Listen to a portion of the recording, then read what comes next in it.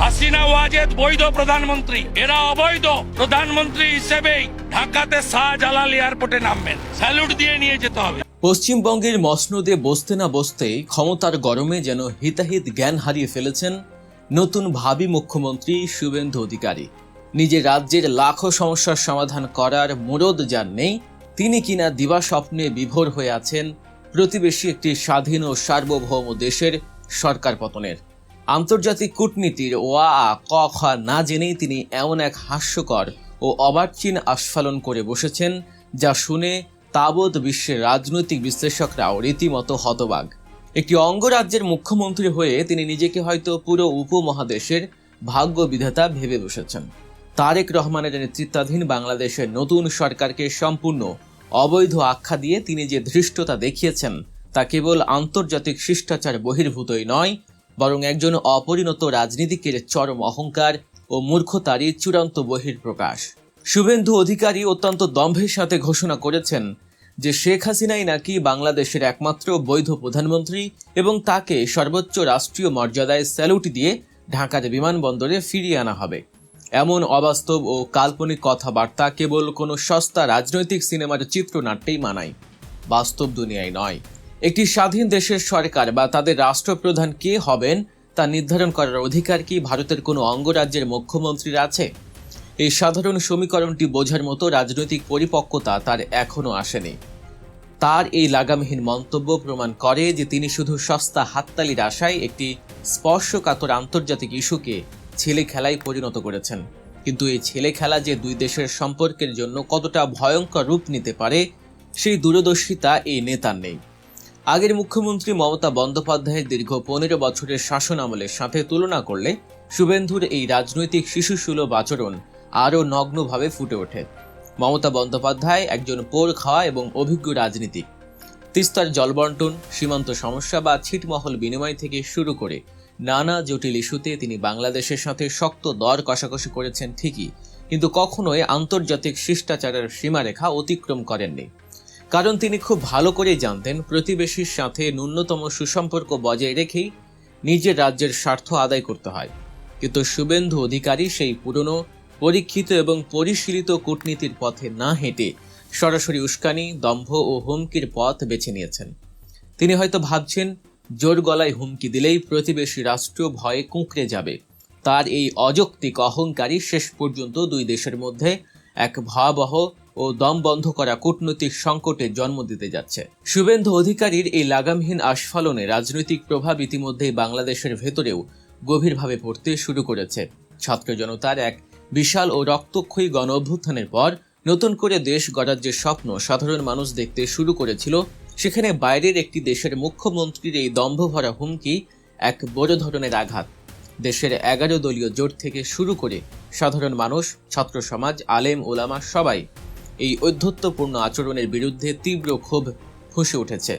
তারা রাজপথে নেমে বিশাল মিছিল সমাবেশ করে প্রতিবাদ জানাচ্ছে এবং এই হুমকির কড়া ও দাঁত ভাঙা জবাব দেওয়ার দাবি তুলছে। একটি স্বাধীন দেশের আত্মমর্যাদায় আঘাত লাগলে দেশের সব মত ও পথের মানুষ যে এক ছাতার নিচে ঐক্যবদ্ধ হয়, শুভেন্দু অধিকারী হয়তো সেই সাধারণ ও চিরন্তন সমীকরণটি সম্পূর্ণ ভুলে গেছেন। তার এই উস্কানি উল্টো বাংলাদেশের মানুষকে আরও বেশি জাতীয়তাবাদী চেতনায় ঐক্যবদ্ধ করছে। অন্যদিকে এই ঘোলা জলে মাছ শিকারের গভীর অপেক্ষায় ওত পেতে বসে আছে সদ্য ক্ষমতাচ্যুত ও পতিত আওয়ামী লীগ।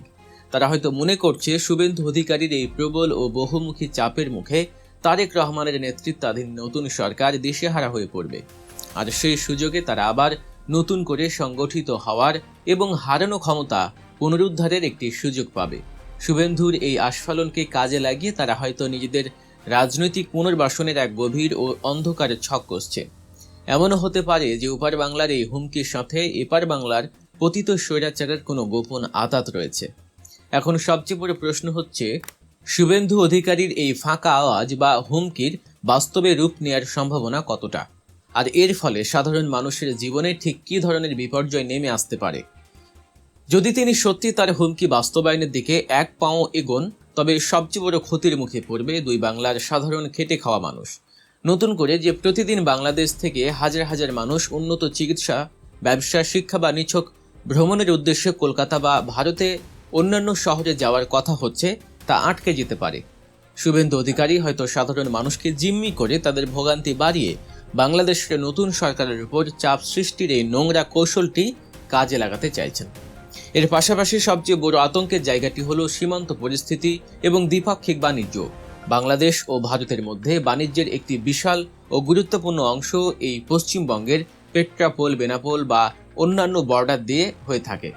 পেঁয়াজ, কাঁচামরিচ, চাল, ডাল থেকে শুরু করে নিত্য প্রয়োজনীয় বহু পণ্যের জন্য বাংলাদেশকে অনেকটা ভারতের উপর নির্ভর করতে হয়।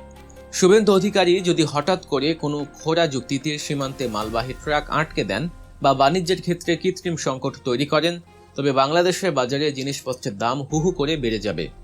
বাজারে আগুন লাগলে সাধারণ মানুষের পেটে সরাসরি লাথিই পড়বে। সাধারণ মানুষকে ভাতে মেরে তাদের ক্ষুব্ধ করে তারেক সরকারের বিরুদ্ধে রাস্তায় নামিয়ে দেয়াই হয়তো তার এই মাস্টার প্ল্যানের আসল উদ্দেশ্য। একটি দেশের অর্থনীতিকে দুর্বল করে সেখানে অস্থিতিশীলতা তৈরি করার এই ছক অত্যন্ত পুরনো, কিন্তু সমানভাবে ভয়ঙ্কর ও অমানবিক। আর তিস্তা নদীর জলের বিষয়টি তো বাংলাদেশের জন্য একটি চিরস্থায়ী ক্ষতের মতো। তিস্তার জল এমনিতেই বাংলাদেশের উত্তরাঞ্চলের কৃষির জন্য এটি একটি অতি সংবেদনশীল ইস্যু। শুভেন্দু অধিকারী এই তিস্তার জলকে হাতিয়ার হিসেবে ব্যবহার করে নতুন করে দর কষাকষির নামে বাংলাদেশকে ভাতে ও চালে মারার এক চরম নিষ্ঠুর খেলায় মেতে উঠতে পারে। শুষ্ক মৌসুমে পানি আটকে দিয়ে উত্তরাঞ্চলকে মরুভূমি বানানো এবং বর্ষায় অতিরিক্ত পানি ছেড়ে দিয়ে বন্যার সৃষ্টি করা, এই খেলা নতুন মাত্রায় শুরু হতে পারে।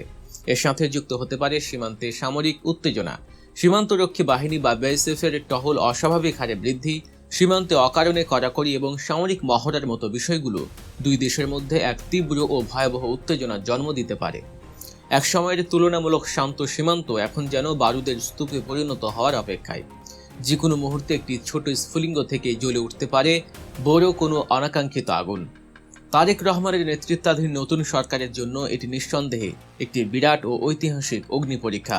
একদিকে দেশের ভেতরের ভঙ্গুর অর্থনীতি ও প্রশাসনকে দ্রুত গুছিয়ে আনা, অন্যদিকে একটি প্রতিবেশী রাজ্যের মুখ্যমন্ত্রীর এই আগ্রাসী, অসংলগ্ন ও উস্কানিমূলক আচরণকে আন্তর্জাতিক মহলে চরম দক্ষতার সাথে মোকাবিলা করা। দুটি কাজই সমান চ্যালেঞ্জিং। একটি রক্তক্ষয়ী বিপ্লবের মাধ্যমে আসা স্বাধীন রাষ্ট্র কখনোই একটি অঙ্গরাজ্যের নেতার ফাঁকা হুমকির কাছে মাথা নত করতে পারে না। এই মুহূর্তে অতি আবেগের চেয়ে নিরেট কূটনৈতিক প্রজ্ঞার ব্যবহার অনেক বেশি প্রয়োজন। শুভেন্দু অধিকারীর এই অপরিপক্ক ও দম্ভভরা রাজনৈতিক স্ট্যান্ডবাজির জবাব দিতে হবে অত্যন্ত সুকৌশলে এবং আন্তর্জাতিক নিয়ম নীতির ভেতরে থেকেই। আন্তর্জাতিক নিয়ম কানুন ও প্রতিবেশীর প্রতি সম্মান জানানোর রীতিকে বৃদ্ধাঙ্গুলি দেখিয়ে শুভেন্দু যে সংঘাতের পথ বেছে নিয়েছেন তা শেষ পর্যন্ত তার নিজের রাজনীতি এবং ভারতের কেন্দ্রীয় সরকারের ভাবমূর্তির জন্যই বুমেরাং হয়ে দাঁড়াতে পারে। কারণ বাংলাদেশ এখন আর আগের মতো নতজানু নেই।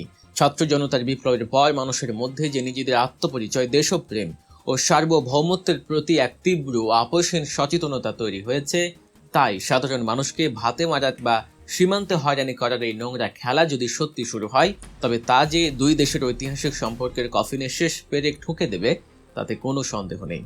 আগামী দিনগুলোতে এই ভূরাজনৈতিক দাবার বোর্ডে কে কোন চাল দেয় এবং এই উত্তেজনাকর পরিস্থিতি শেষ পর্যন্ত কোন দিকে মোড় নেয়, সেটাই এখন সবচেয়ে বড় দেখার বিষয়।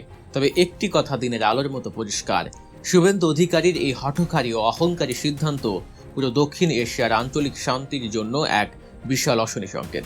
রাজনীতি, অর্থনীতি এবং আন্তর্জাতিক কূটনীতির এমন আরও সব চাঞ্চল্যকর, অজানা ও বিশ্লেষণধর্মী খবর পেতে গল্প নিউজ চ্যানেলটি সাবস্ক্রাইব করে আমাদের সাথেই থাকুন। দেখা হচ্ছে পরবর্তী ভিডিওতে। আল্লাহ হাফেজ।